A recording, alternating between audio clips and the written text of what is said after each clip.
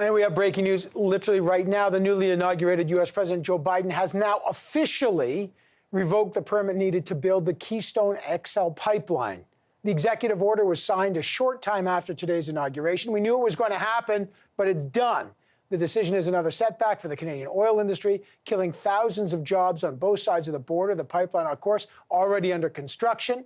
It would have carried 830,000 barrels of Alberta oil sands crude from Alberta to Nebraska every day. The Alberta government invested over $1 billion in that. So what will Canada's reaction be? And we'll give you some tape of Joe Biden doing that in a minute. Let's bring in Canada's representative in Washington. Ambassador Kristen Hillman joins us now. Ambassador, I know you were at the inauguration, and I want to talk about that, but literally it's done now. Joe Biden has not surprised anyone, except maybe by the speed of this. He has now signed the executive order. First of all, did that catch you off guard, and does that effectively kill Keystone XL?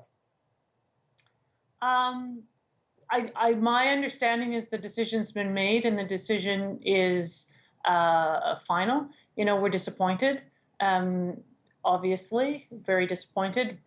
And we spent a few months now, my team and I here, working with Alberta and Ottawa and the industry to make the case for Keystone XL, which we believe is good for America and good for Canada.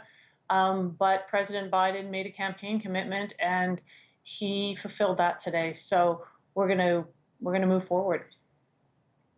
So what does that mean? Is there any response? I mean, clearly there's disappointment. He sure fulfilled this campaign promise quick. So, I mean, this was more than a pipeline. It was a symbol for his supporters. What will Canada's response be? Will there be any response? And, you know, there's another pipeline, the Enbridge Line 5, that the Michigan governor wants to cancel. Are you fighting for that one? Yeah, you know, I think it's important to know that the Canada-U.S. energy relationship is enormous. We're the biggest energy supplier to the United States by far. And we have made, you know, a lot over time. We talk to the Americans about how this energy relationship is essential for their energy security, for their economy, for their competitiveness. And I think what's clear is that we also have to make sure that we are able to say to Americans that our energy relationship is important to them with respect to their environmental sustainability objectives. Because this government, this administration is coming in with a very ambitious climate agenda, and we have to recognize that, and we have to take that into account in everything we do with this new administration. I appreciate that this administration probably has many more shared, quote, values with the Justin Trudeau government than the Donald Trump government. They're aligned. There's a lot of personal relationships, and I think they're aligned, you know, on a lot of multilateral ways. But there's Keystone, and then the next challenge for you will be Buy American. Very strong Buy American language coming out of Joe Biden's campaign. Ambassador, if you don't mind, let me just listen to Joe Biden. Help change the course of the COVID crisis, and we're going to combat climate change in a way that we haven't done so far, and advance racial equity and support other underserved communities. We're going to rebuild our economy as well. And these are just all starting points. We're going to, in the process of rebuilding the economy, do what I said throughout the campaign and while running rebuild the backbone of the country, the middle class. And so there's going to be a lot of focus on that. And I think some of the things we're going to be doing are bold and vital, and there's no time to start like today. So what I'm going to be doing, I'm proud of today's executive actions. I'm going to start by keeping the promises I made to the American people. A long way to go. These are just executive actions. They are important, but we're going to need legislation for a lot of other things we're going to do. And the first order I'm going to be signing here relates to COVID, and it's requiring, as I said all along, where I have authority, mandating masks be worn, social distancing be kept on federal property, on interstate commerce, et cetera. So this is the first one I'm signing. And the second one I'm signing here is the support for underserved communities, and we're going to we have going to make sure we have some bedrock equity, equality as it relates to how we treat people in healthcare and other things. And we'll give you copies of these executive orders. And the third one I'm going to sign, and that's what I'm going to do while you're all here, is the commitment I made that we're going to rejoin the Paris Climate Accord as of today. Okay, let's go back. Let's move out, please. You guys can, please. Mr. President? Thank you.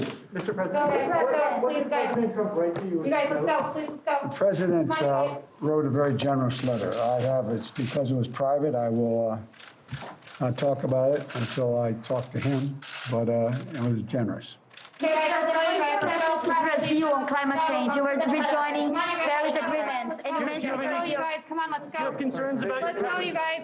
Press, let's go, let's go. All right, so there it is. He's in the Oval Office, and he signed 3 of those, I think 17 executive orders rejoining the Paris Climate Accord. And I'm still with Ambassador Hillman, the Canadian ambassador to the United States. Interesting, by the way, that he said Donald Trump wrote him a very, quote, generous letter, but he wouldn't disclose the contents. But let's just get back to, in that stack, he cancels Keystone XL.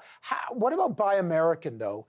Joe Biden wants to rebuild the American economy, and he says, I'm going to do it with American companies selling to America. What will Canada do to fight back against Buy American to make sure there's a Canadian exemption to that? Yeah, so I think it's important to remember we just renegotiated the NAFTA, and the NAFTA agreement received very strong bipartisan support, very strong Democratic support, almost unprecedented Democratic support.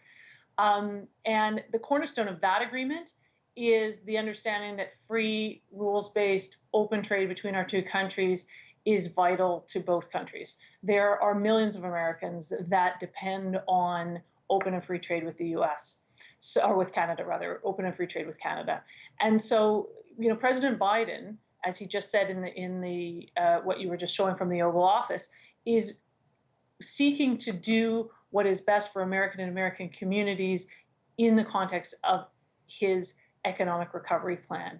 And open and fair trade with Canada is good for Americans. So we've got a lot of facts that we can bring to the table to talk to him and his team about that with, including, for example, very recent example on COVID, where in the early days of COVID, we had some disruptions in our PPE supply chains.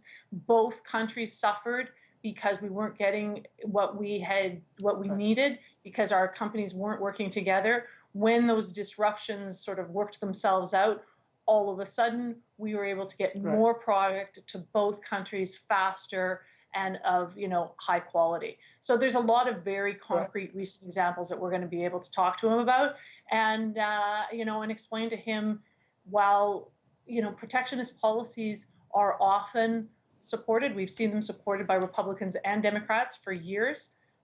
When we really look at the facts, we see that really what's best for both our countries is open and fair trade. Well, there's going to be a lot of issues. There's that. There's the 2 Michaels, as you know. There's COVID. There's the border. You're going to have a busy time with this new administration. I look forward to more conversations. Ambassador, pretty remarkable day, and I really appreciate you taking the time to talk to us tonight. Thank you.